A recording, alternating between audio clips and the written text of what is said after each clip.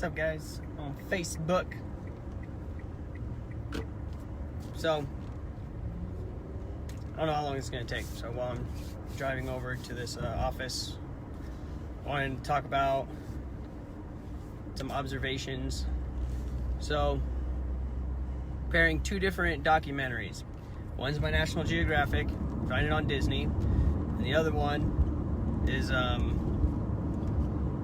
I think it's called Patterns of Evidence, Book of Exodus. So I'm gonna say about the first one, Patterns of Evidence. So this guy, he grew up in church and stuff, but he wasn't didn't necessarily follow it 100%. He actually doesn't even make it 100% clear whether or not in the beginning he had 100% proof, but he just had an inkling, kind of like a feeling like he wanted to go out and see and prove, and not try to prove, but just see where evidence takes him on whether Exodus could be proven true or not. So it was like an unbiased search. So he went over to do that. That's the first one, and we'll get more into detail. Second one, it's a Asian dude. He goes out and he tries to prove, this is what he's trying to do, and it makes it very clear. He doesn't say it, but it is clear just through context that he doesn't necessarily believe that any of the things in Exodus could have actually happened by God. He's looking for scientific explanations to what could have happened to create the story. So, and he's going through trying to find scientific explanations for this. What's up, Andrew? So, comparing these two things, one, Patterns of Evidence is a 2-hour-long documentary, and it is fantastic. I liked it a lot, and part of a big thing in that documentary, I highly recommend people go check it out, is that as he's going through and finding different evidence, right? Because different world-renowned archaeologists, right? There are atheists. They believe that it happened in the times of Ramses. And then as he's going and talking to different, not just any old dude off the street, but talking to the most recognized archaeologists out there, some that are atheists, some that are not atheists, and usually the ones who are atheists, they're bound and determined to say that it happened in the times of Ramses. But there's no evidence in the times of Ramses. So what he does, that's what he's looking at. He's like, there seems to be almost no evidence here in this time frame. And then so he starts saying, well, let's just start finding any evidence and just see what happens. So he starts looking for any evidence of the Israelites being in Egypt around at any point in time. He doesn't whatever time that might be. And as he starts going and starts talking to people and starts talking to other archaeologists and Egyptianologists and stuff like that, they start going through, because I'm trying to describe it as short as I can. It's a 2-hour-long, pretty detailed documentary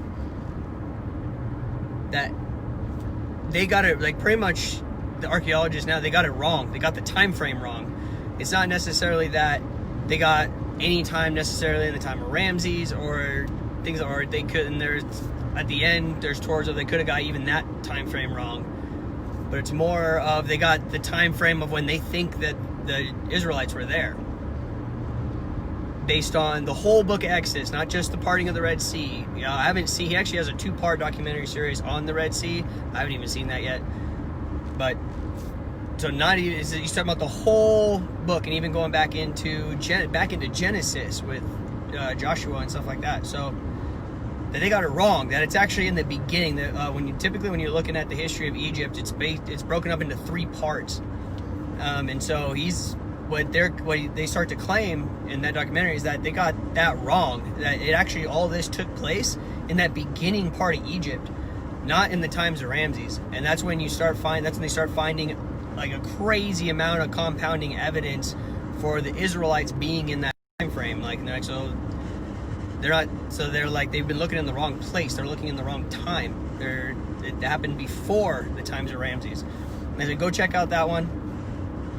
And the reason I'm kind of making this comparison, so now I'm going back to the other documentary, Geographic documentary. They, to this dude is cool. I think they're using a lot of tech, which is cool. Told him I love technology. That's awesome.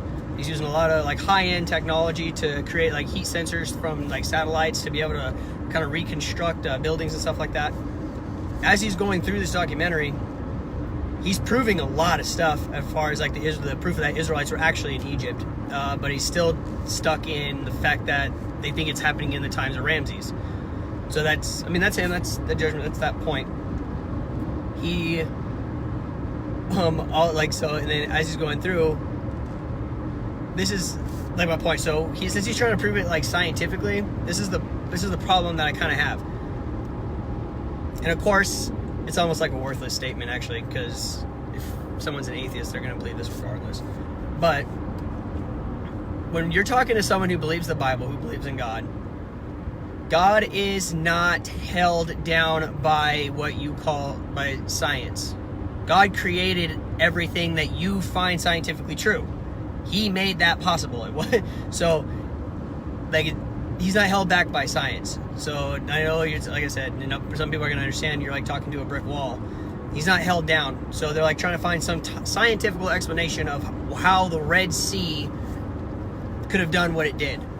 That could have parted, and the scientific time frame and all that.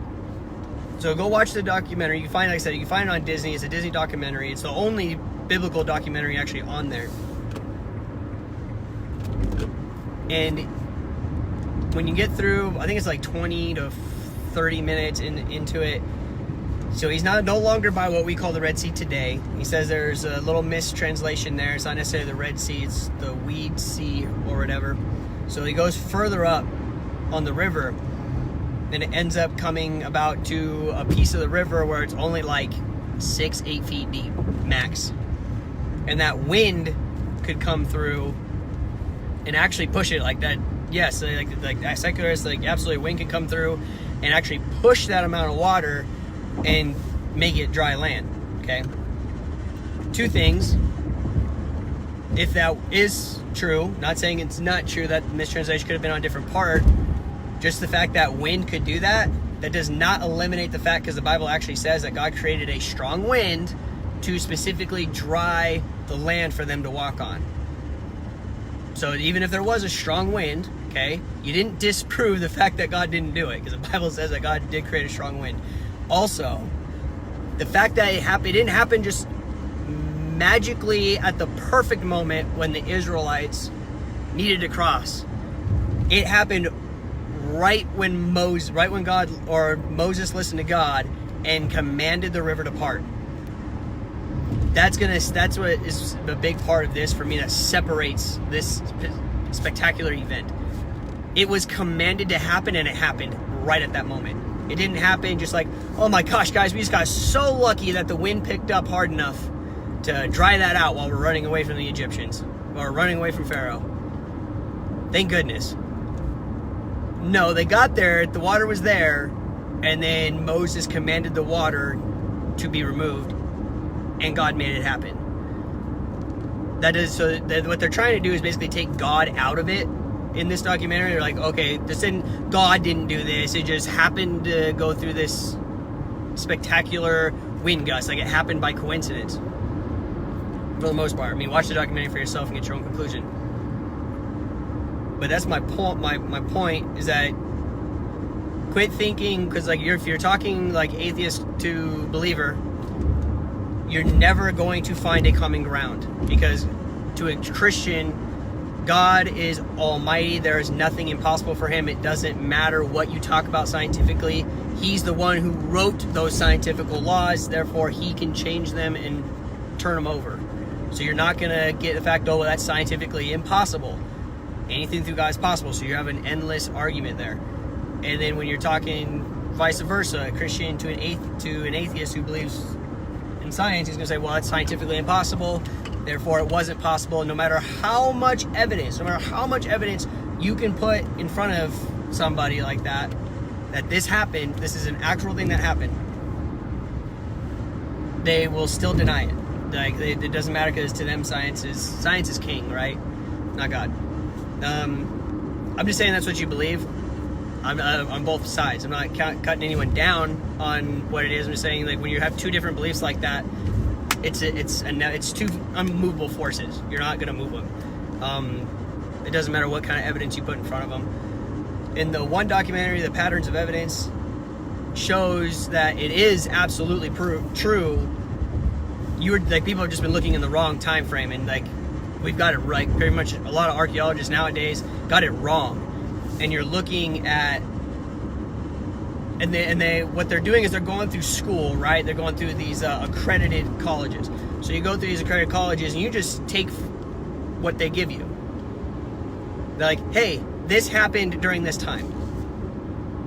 And then very rarely, I'm not saying it doesn't happen, they're going to school, right? So they don't question it. They don't question, is this true or is it not true? They just kind of go, oh, well, you taught me that, so I'm just going to assume it's true, and that's just kind of what they stick with. They don't ever challenge what's said. And so as they're going through all this, going through doing their career, so they're 30, 40 years into it, no matter what they find, they were taught one thing. So if they're like, oh, well, I found this piece of evidence that seems to actually take place in this time, but you know what, that couldn't be true because I learned in school or whatever that it took place in this time. So that couldn't be true. So instead of just looking at the evidence and the evidence says this, and be like, maybe that other thing is wrong because my evidence in front of me says something different. They're going to try to fit it into what was taught. And that's a manipulated bias, and not on their part, but on the education side of it. Just like not teach people to question things or actually look at the evidence for what it is without a bias and just see where it goes. Then if you do that, then it points you in different directions. Also, in the time of Ramses and Ramses' son afterwards, there's specifically, and it's a renowned, famous, you can find it, you can look it up, you can actually physically go see it if you want to. There's a block, like it's a block, and what it has is it has a list of the cities that his son, I forget what his name is, supposedly conquered. And Israel is on that stone. So, and what the point is, and they talk about this in both documentaries, in the evidence, in the patterns of evidence one, what they're saying is because they have the time frame wrong, is that this happened after Israel is already in the promised land. They've already went there. They already went through Jericho. They already went through these things.